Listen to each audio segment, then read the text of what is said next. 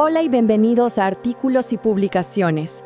En el análisis de hoy vamos a meternos con un tema grande, el Premio Nobel de la Paz.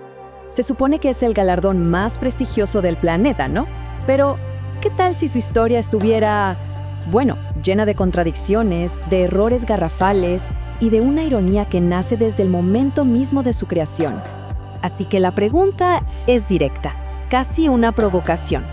¿Es el premio más prestigioso del mundo un error? Porque eso es lo que vamos a explorar.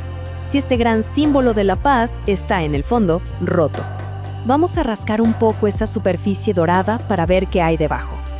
Bien, esta será nuestra hoja de ruta. Primero, vamos a ver el tremendo abismo que hay entre la idea original de Nobel y cómo se entrega el premio hoy. Después, nos vamos a clavar en algunos de sus fracasos más espectaculares, por decirlo de alguna manera. Luego, la paradoja de su fundador, que es increíble. Veremos cómo la sátira lo ha puesto en su lugar y al final sacaremos nuestras propias conclusiones. Muy bien, arranquemos con el primer punto, el ideal contra el proceso. Y es que aquí está el meollo del asunto, ¿no? ¿Cuál era la intención original, la verdadera visión de Alfred Nobel? Porque, en serio, cuando la ponemos al lado de la realidad actual del premio, la distancia es simplemente gigantesca. Miren, el testamento de Nobel era clarísimo, súper específico. El premio era para recompensar logros ya hechos, logros pasados en favor de la fraternidad, el desarme, pero la práctica moderna, es otra cosa. El comité ahora se inclina mucho por entregar premios que son como aspiracionales. Son como una apuesta a futuro, una forma de tratar de influir en la política y no tanto de reconocer un trabajo que ya se completó y probó su valor. Y si nos preguntamos, ¿quién toma estas decisiones? Bueno, la cosa se pone todavía más interesante. La elección final está en manos de 5 políticos noruegos retirados. Ojo, políticos, no necesariamente expertos en paz o desarme. Y todo el proceso es un secreto absoluto. Las deliberaciones, los debates, todo se sella por 50 años. Esto, más que generar confianza, parece una receta perfecta para la especulación y, claro, para las decisiones con un tinte muy político. Entonces, ¿qué pasa cuando estas apuestas a futuro, estos premios aspiracionales, salen pero terriblemente mal? Bueno, ahora vamos a ver algunos de los ejemplos más dramáticos. Casos en los que la esperanza del comité no solo no se cumplió, sino que se convirtió en todo lo contrario. Quizá el caso más conocido por todos es el de Barack Obama. Le dieron el premio con menos de un año en la presidencia. Fue tan pero tan inesperado que hasta él mismo admitió que no sentía que lo merecía. Lo increíble es que años después, en un acto de sinceridad que casi nunca se ve, el propio secretario del comité reconoció que sí, que se habían equivocado, que el premio no logró lo que esperaban. Pero si hay un ejemplo que de verdad ilustra el desastre que puede ser un premio aspiracional, es el de Abiy Ahmed. En 2019, al primer ministro de Etiopía lo celebraron por firmar la paz con Eritrea. Parecía una gran historia. El problema, apenas un año después, su propio gobierno lanzó una guerra brutal y devastadora en la región de Tigray, una catástrofe humanitaria.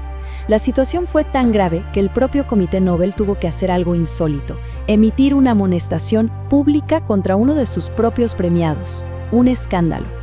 Y no son casos aislados, hay un patrón. Pensemos en Aung San Suu Kyi. Pasó de ser un ícono de la democracia a defender acciones militares que la misma ONU calificó como un genocidio. O el premio a Henry Kissinger, que fue tan polémico que 2 miembros del comité renunciaron en el acto como protesta. Y lo mismo pasó con Yasser Arafat, donde otro miembro del comité se fue, diciendo que no podía premiar a alguien con un historial ligado al terrorismo. Pero aquí viene lo más fascinante de todo. Esta contradicción no es un error de los últimos años. No. Está, por así decirlo, en el ADN del premio. Está en la mismísima historia de su fundador. Imaginen esto. El mercader de la muerte ha muerto. Ese fue el titular que Alfred Nobel leyó una mañana en un periódico francés, en 1888. Un obituario que lo destrozaba, que lo condenaba por haber inventado la dinamita y por haberse hecho millonario con la destrucción. Solo había un pequeño detalle. El que había muerto era su hermano. Se habían equivocado. Leer su propio obituario y ver que así es como el mundo lo iba a recordar, como el mercader de la muerte, lo dejó en shock. lo impactó de una manera tan profunda que, decidido a cambiar su legado para siempre, reescribió su testamento y dedicó el 94% de su inmensa fortuna, una fortuna hecha con explosivos, a crear los premios que hoy conocemos. Y esto nos lleva a una pregunta clave, ¿no?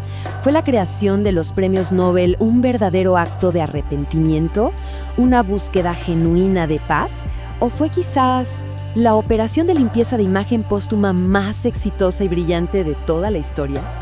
Con un prestigio tan lleno de grietas y cuestionamientos, pues no es de extrañar que al Nobel le haya salido una especie de espejo burlón, un reflejo satírico que le muestra sus propias arrugas, el premio Ig Nobel.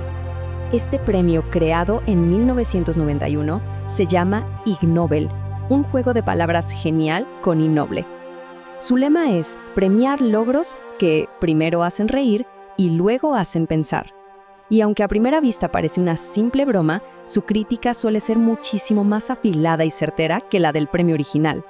Es que los ganadores del Ig Nobel de la Paz son simplemente geniales. A ver, premiaron a Edward Teller, nada menos que el padre de la bomba H, por cambiar el significado de la paz. ¡Brutal! O a la Marina Real Británica por ordenarle a sus marineros que gritaran "bang" en los entrenamientos para ahorrar munición. O a B.F. Skinner por su investigación sobre cómo usar palomas para guiar misiles. Es que es una crítica brillante a lo absurdo que pueden ser la guerra y la política. Ok, entonces después de todo este recorrido entre la seriedad, la tragedia y la sátira, ¿cuál es el veredicto final? ¿Qué nos queda del Premio Nobel de la Paz? Las conclusiones, la verdad, parecen bastante claras. Primero, el premio muchas veces funciona más como una herramienta de influencia política que como una recompensa por logros reales y pasados. Segundo, sus mayores fracasos, como los de Abiy Ahmed o Aung San Suu Kyi, nos muestran el enorme peligro de estos premios aspiracionales. Tercero, su mayor omisión histórica probablemente sea nunca habérselo dado a Mahatma Gandhi, a pesar de nominarlo 5 veces. Y por último, en su misma raíz, todo se sostiene sobre la eterna paradoja de un mercader de la muerte que desesperadamente quiso ser recordado como un hombre de paz. Al final, la gran pregunta que queda en el aire es esta. ¿La paz es algo que se puede entregar en una ceremonia, con una medalla y un diploma? ¿O es algo que se tiene que construir y defender todos los días, constantemente, casi siempre lejos de los aplausos y los reflectores? Gracias por acompañarnos en Artículos y Publicaciones.